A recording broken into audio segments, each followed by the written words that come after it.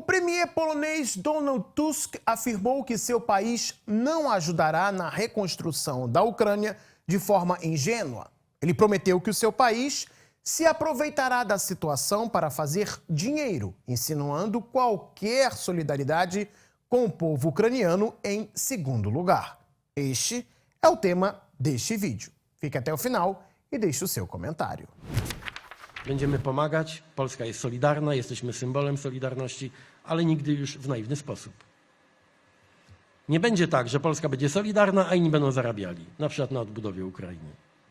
Będziemy solidarni i będziemy na tym zarabiali i będziemy brutalnie pilnowali naszych interesów i polskich firm. Foram com estas palavras que o premier polonês deixou bem claro que vai se aproveitar da reconstrução da Ucrânia para fazer dinheiro, até porque, se os poloneses não o fizerem, outros países o farão. O discurso feito durante o Fórum Europeu para Novas Ideias em Varsóvia, na terça-feira, 15 de abril, deixou bem claro que a Polônia não vai se deixar levar por sentimento de solidariedade para ajudar o povo ucraniano a reconstruir seu país, que a cada dia que passa fica mais e mais em ruínas devido ao conflito com a Rússia. Nada disso. A solidariedade polonesa terá um preço e os ucranianos terão que pagar. Ainda em fevereiro, um relatório feito de forma conjunta pelo Banco Mundial, a ONU, a Comissão Europeia e o governo ucraniano apontavam que serão necessários cerca de 524 bilhões de dólares para reconstruir o país. Um ano atrás, a estimativa era menor, cerca de 486 bilhões de dólares.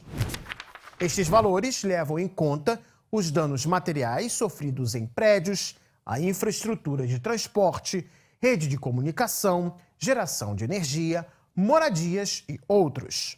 Só para remover os escombros do que foi destruído até o momento, serão necessários 13 bilhões de dólares. No trabalho de reconstrução, a Polônia poderá ter um papel fundamental. Atualmente, enquanto os combates continuam, é através do território polonês que chega a cerca de 95% do material militar enviado à Ucrânia a partir de seus países parceiros.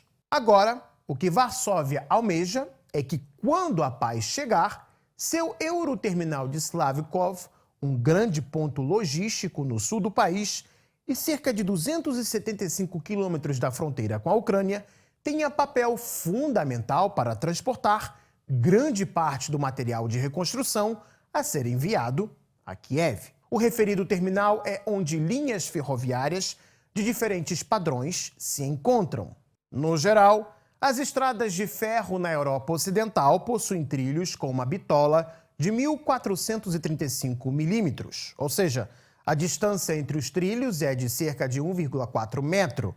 Já em grande parte dos países da Eurásia, incluindo o leste europeu, a bitola é de 1.520 milímetros, ou seja, 1,52 metro. Para viabilizar a conexão ferroviária entre países com bitolas ferroviárias distintas, são necessários terminais onde a carga de um trem é transferida para outro.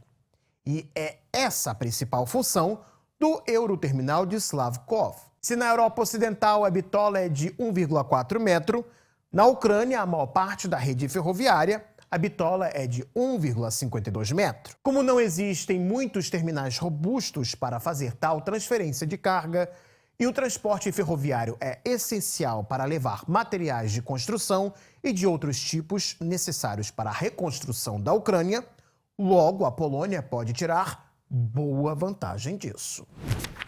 A Polônia já faz dinheiro com o atual conflito na Ucrânia. Perder esta tendência com o advento da paz não é a melhor das opções.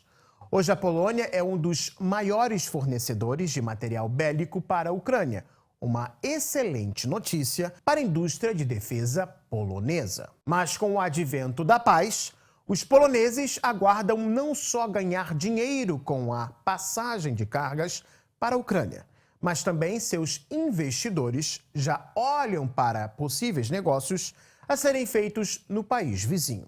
No ano passado, o presidente da Comissão de Relações Internacionais do parlamento polonês, Paweł Kowal, havia dito que a Polônia conseguiu aumentar até 13 bilhões de euros o montante anual de suas exportações para a Ucrânia em 2023, ao passo que as exportações ucranianas para a Polônia não passaram de 5 bilhões de dólares em 2023. Ou seja, a balança comercial foi mais do que favorável para a Polônia. E agora, segundo Kowal, os empresários poloneses querem aumentar seus investimentos no país em conflito. Que a Polônia sabe ganhar dinheiro, não há dúvidas. Mas até onde vai sua solidariedade?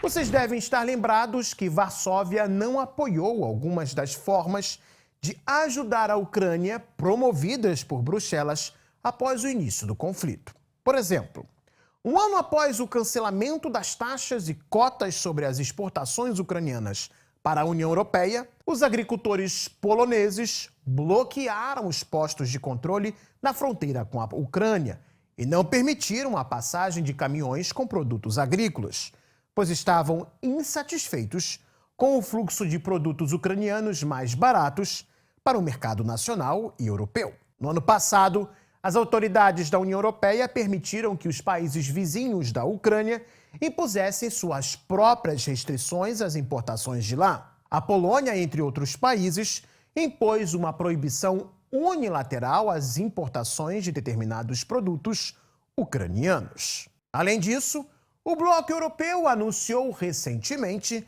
que ressuscitará o regime de área de livre comércio abrangente e profunda com a Ucrânia já em junho deste ano. Ao ouvir este nome, você deve estar pensando que os produtos ucranianos entrarão livremente na União Europeia, estimulando seus ganhos no mercado europeu. Mas a situação não é bem essa.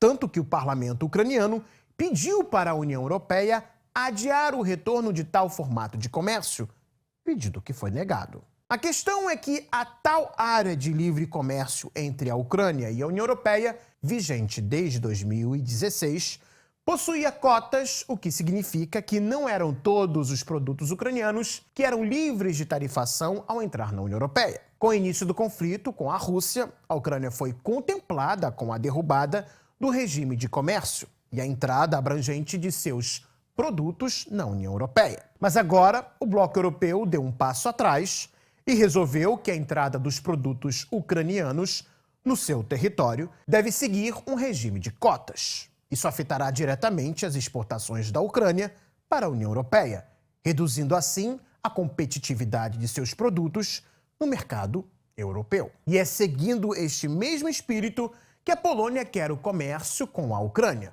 Ou seja, mesmo com os danos do conflito armado e as declarações de solidariedade, a Polônia não está disposta a abrir mão de fazer mais e mais dinheiro na Ucrânia e não quer facilitar que os ucranianos venham fazer dinheiro na Polônia.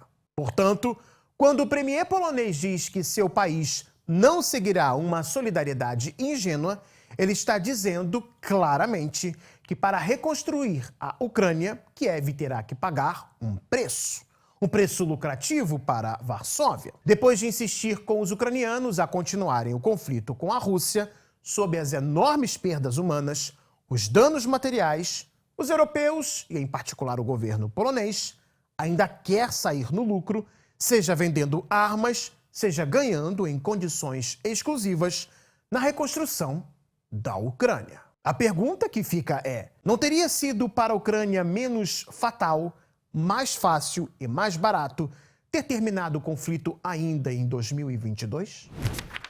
E se você gostou desse vídeo, deixe o seu like, se inscreva no Gazeta do Mundo e também acione o sininho para não perder os nossos próximos encontros aqui no YouTube.